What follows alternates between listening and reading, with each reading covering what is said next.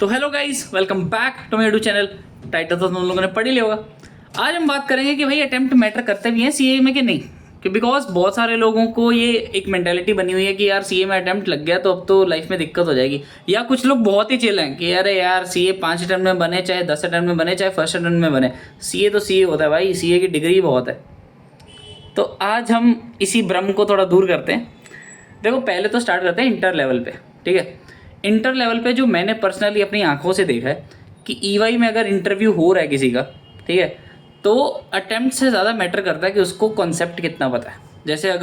जैसे मैं जीएसटी में था, तो अगर तुम आईटीटी में अप्लाई कर रहे हो और तुम्हें पूछा गया कि बताओ सप्लाई का शेड्यूल 1 कौन सा, शेड्यूल 2 कौन सा है, और तुम्हें वही नहीं पता, तो चाहे तुम फर्स्ट अटेम्प्ट में पास हो, चाहे तुम थर्ड अटेम्प्ट में पास हो, तुम इंटरव्यू से बाहर हो।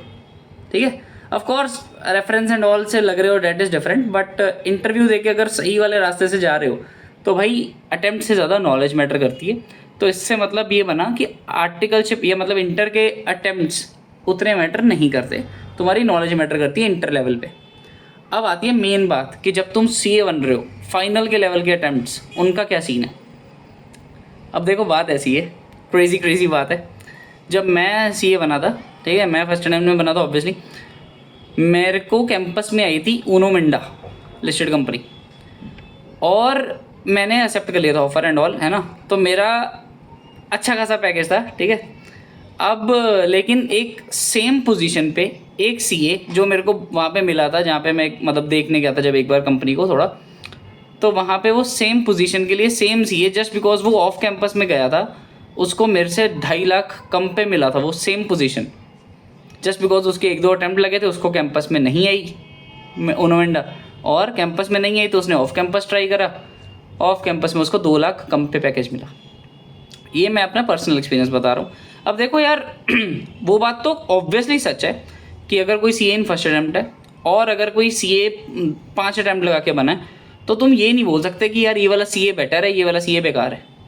ठीक है, बहुत बहुत चीज़ें मैटर करती है भाई, उसका नॉलेज क्या है, हो सकता है वो किसी अपने पर्सनल रीजंस करके फेल हुआ, और वैसे भी यार मतलब जो एग्जामिनेशंस होती हैं वो थोड़ी ना तुम्हारी इंटेलिजेंस डिफाइन करती हैं। ठीक है, और रियल लाइफ में तो वैसे भी काम का एक्सपीरियंस, तुम कितने हार्ड वर्किंग हो, तुम कितना लाइक होता है ना इंटरेस्टिंगली लॉ पढ़ते हो, समझते हो, ये चीज़ें मैटर ज़्यादा करती हैं रदर देन कि हाँ फाइनल में कितने नंबर आए थे वो बता तभी इंटेलिजेंट है तू।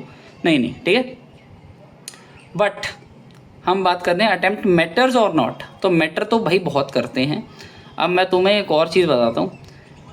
मैंने ईवाई के एक किसी सीनियर मैनेजर के मुंह की वर्डिंग बता रहा हूँ मैं, कि सर हम तो 2 अटेम्प्ट लगे हुए सीए को रखते भी नहीं हैं, ये वर्डिंग थी भाई।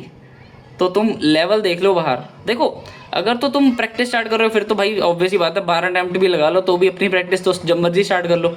और अगर तुम जॉब देख रहे हो और नॉर्मल किसी लोकल कंपनी में देख रहे हो, मिड साइज फर्म में देख रहे हो, तब भी अटेम्प्ट्स उतने मैटर नहीं करते। अगर तुम 2 अटेम्प्ट भी लग के जा रहे हो और तुम्हारे पास अच्छी नॉलेज है, तुमने कुछ बीच में अटेम्प्ट्स के बीच में कुछ अपना वर्क एक्सपीरियंस बढ़ा लिया है, कहीं काम करा है, तुम्हें चीज़ें आती हैं, तो तुम्हें वो भी रख लेंगे खुशी खुशी।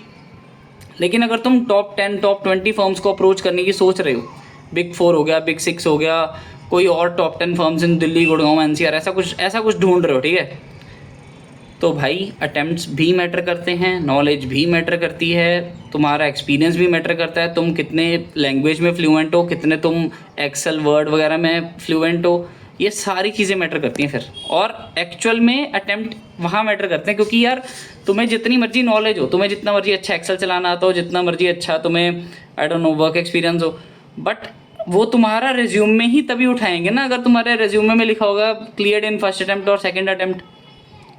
तो यहाँ वो चीज़ बहुत मैटर कर जाती है यार, ठीक है, क्योंकि अपने आप में आज की डेट में यही पॉपुलेशन भी बहुत है जो फर्स्ट अटेम्प्ट या सेकंड अटेम्प्ट में क्लियर कर रही है सीए।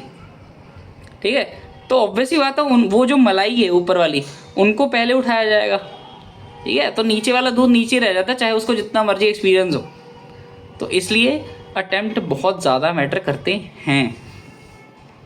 ठीक है, और अगर मैं इस बात पे और बताऊँ एक चीज़ तुम्हें, क्रेजी मुझे बतानी चाहिए कि नहीं, मुझे ये भी सोचना पड़ेगा।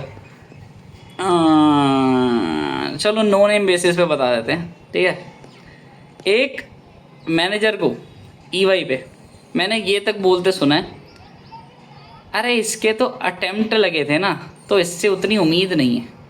मतलब मेरा पॉइंट ये है कि लेवल ऑफ एक माइंडसेट बन जाता है कि यार, कि एक होता ना कि यार ये तो टॉप बिग 4 है भाई, या फिर टॉप 6 कंपनीज है, टॉप 10 कंपनीज है, यहाँ पे तो बिल्कुल टॉप माइंड वाले लोग काम करते हैं, जिनके मतलब एक होता ना भाई, देखो ऑफ कोर्स ऑब्वियस ही बात है, मैंने बिग 4 में वो भी चीज़ देखी है कि अगर तुम्हारे पास अच्छा वर्क एक्सपीरियंस है, तुम 1-2 साल कहीं अच्छी जगह लगा के आए हो और फिर तुम उस लेवल की पोजीशन पे लाइक सीधा अप्लाई करते हो और तुम्हारे पास ऑफ कोर्स अच्छा रेफरेंस है, अच्छा तुम्हारा वर्क एक्सपीरियंस है, देन ऑफ कोर्स तुम चाहे फिर 3 अटैम्प्ट भी लगे थे, वो तो फिर पास्ट की बात हो जाती है। मतलब मैं वो बात कर रहा हूँ कि तुम सीए फ्रेशर हो और फिर तुम्हारे अटैम्प्ट्स लगे हुए हैं और फिर तुम अप्लाई कर रहे हो, ऑब्वियस ही बात है। अगर तुम कहीं से अच्छा खासा वर्क एक्सपीरियंस लेके आ रहे हो और फिर लग रहे हो, फिर कोई दिक्कत नहीं है भाई, फिर तुम्हें मिल जाएगी। फिर तुम्हारे काम पे डिपेंड करता है तुम कितना अच्छा कितना अच्छा वर्क एक्सपीरियंस है तुम्हारे पास, क्या चीज़ में तुम उसी फील्ड में काम करके आए हो, कैसा काम करके आए हो, अच्छा करके आए हो, then date is considerable. But मैं बात कर रहा हूँ अटैम्प्ट्स की, अगर तुम सीए फ्रेशर हो, ठीक है।